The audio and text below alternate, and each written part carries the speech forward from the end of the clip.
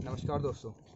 आज का जो टॉपिक है वो गोल्ड रिज़र्व के बारे में है। जब हम गोल्ड रिज़र्व की बात करते हैं तो एक रैंकिंग सामने आती है सेंट्रल बैंक होल्डिंग। जैसे इंडिया में आरबीआई है, अमेरिका में फेडरल रिज़र्व है, वैसी एक जो सेंट्रल बैंक होल्डिंग है ये एक डेटा निकालती है, एक रैंकिंग निकालती है डिफरेंट कंट्रीज़ की, जो कि ये बताती है कि किस कंट्रीज़ के पास कितना गोल्ड रिज़र्व है। इसमें टॉप में ऑलवेज यूएसए है, जिसके पास 8133 मैट्रिक टन गोल्ड रिज़र्व है। अगर हम बात करें इसके पीछे का रीज़न क्या है, तो टाइम के संग अमेरिका ने 1934 में एक एक्ट निकाला था, गोल्ड रिज़र्व एक्ट, जिसमें उनको वहाँ के सिटीजन्स को ये कहा गया था कि वो सिर्फ गोल्ड एज अ ज्वेलरी और गोल्ड कॉइन रख सकते हैं, बट वो बुलियन फॉर्म में नहीं रख सकते हैं। ठीक है, उनको जितना भी बुलियन फॉर्म में गोल्ड है वो गवर्नमेंट को देना होगा। ठीक है, उसके कंपनसेशन में उन्होंने उनको डॉलर्स दिए, और बाद में लेकिन वो जो एक्ट था वो हटा दिया गया। अब इसमें इंडिया की रैंक कहाँ आती है? इंडिया इस रैंकिंग में 9th नंबर पर है। कुछ लोग इससे डिसएग्री करेंगे कि हम इतना पीछे कैसे हैं, जबकि हमारे मंदिरों के पास, हमारे जो पब्लिक फिगर के पास इतना सारा सोना है। तो हाँ, अगर हम पब्लिक फिगर या मतलब हम पब्लिक की बात करें, तो इंडियंस के पास, खाली इंडियंस के पास पूरे वर्ल्ड का, और वो भी इंडियंस वुमेन्स के पास खाली वर्ल्ड का 11% ऑफ गोल्ड रिजर्व है। ठीक है, लेकिन एक इसके तहत एक वर्ल्ड गोल्ड काउंसिल ने एक रिपोर्ट भी निकाली थी कि सिर्फ इंडियन पब्लिक के पास 25,000 टन गोल्ड रिजर्व है। खाली इंडियन पब्लिक की बात कर रहा हूँ, उसमें भी इंडियन वुमेन्स के पास खाली। ठीक है, अब ये आंकड़ा कितना बड़ा है, अगर मैं इसको रुपीज़ में कन्वर्ट करूँ ना, तो ये निकलेगा 110 लाख करोड़, और ये इज इक्वल्स टू निकलेगा 1.1 ट्रिलियन।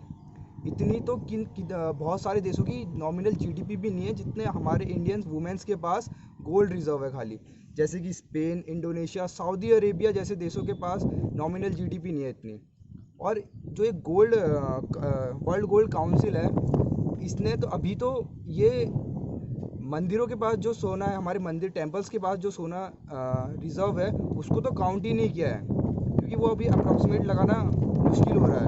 ठीक है, अब ये आंकड़ा कितना बड़ा है, इसको कंपैरिजन करूँ ना अगर मैं, तो इस बार का जो बजट निकला, डिफेंस बजट, वो था 4 लाख करोड़ का। तो आप देख सकते हैं, अगर इंडियंस वुमेन, इस द हाइपोथेटिकल सिचुएशन लेते हैं, अगर इंडियन पब्लिक सारा सोना इंडियन गवर्नमेंट को दे देना, तो सारी कंट्रीज़ को अगर हम मिला के भी इंडिया का ज़्यादा रहेगा सोना।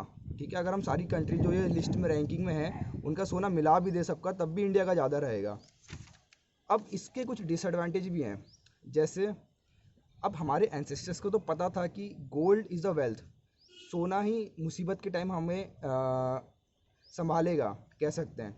ठीक है, तो लेकिन गवर्नमेंट को इसका ये डिसएडवांटेज है कि गवर्नमेंट गोल्ड से ना, ये जो मनी है वो सर्कुलेट नहीं होता है, इकोनॉमिक एक्टिविटी नहीं बढ़ती है। ठीक है, अब गवर्नमेंट कहती है आप गोल्ड की जगह म्यूचुअल फंड में या स्टॉक में इन्वेस्ट कीजिए, बट हमारे ये रिचुअल्स हैं, जैसे हम त्योहारों में भी गोल्ड लेते हैं, और कई त्योहार फेस्टिवल्स में हमारे वहाँ होता है कि चलो आज बाजार मार्केट से गोल्ड खरीदा जाए। ठीक है, तो इससे क्या होता है ना कि एक बार हमने गोल्ड ले लिया, बस उसके बाद वो तिजोरी में रखा रहता है, उससे कुछ इकोनॉमिक एक्टिविटीज़ नहीं होती है।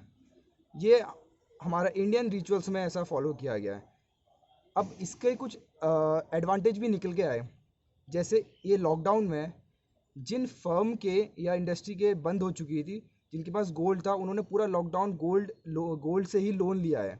ठीक है, लोन कहाँ से लिया है? Bye non banking financial companies. ठीक है, और ये भी देखा गया है कि जो ये कंपनीज़ हैं, जो नॉन बैंकिंग फाइनेंशियल कंपनीज़, इनका ग्रोथ भी इंक्रीज़ हुआ है लॉकडाउन में बिकॉज ऑफ द गोल्ड। तो गोल्ड एक ऐसा चीज़ है जो कि हाँ, मानता हूँ कि ये मनी सर्कुलेट नहीं करता है, लेकिन ये जब कोई भी बंदा मुसीबत में हो तो वो उसकी मदद कर सकता है उस टाइम पीरियड के लिए। आई ठीक है, hope you like this gold reserve video. अगर आप चाहते हैं कि मैं ऐसी आगे इन्फॉर्मेटिव वीडियो बनाऊं, तो subscribe this channel Gaurav eighty, and comment में बता सकते हैं आप कि मैं और किस टॉपिक में वीडियो बना सकता हूँ। Thank you.